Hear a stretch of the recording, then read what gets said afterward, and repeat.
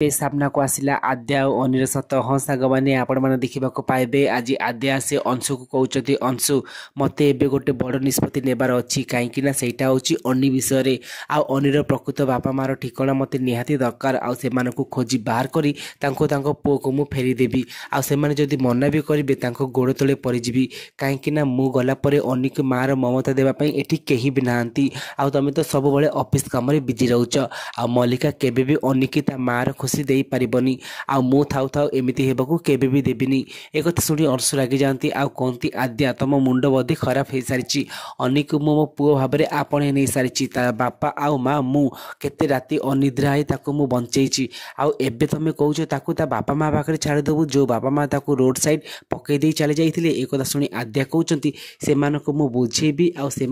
पिला को नेबाई बाध्य करदेवी जोटा कि अंशु को भल लगुनि तेज फ्रेंड्स आप कौन लगुच आद्या कौन एमती कर ठीक कर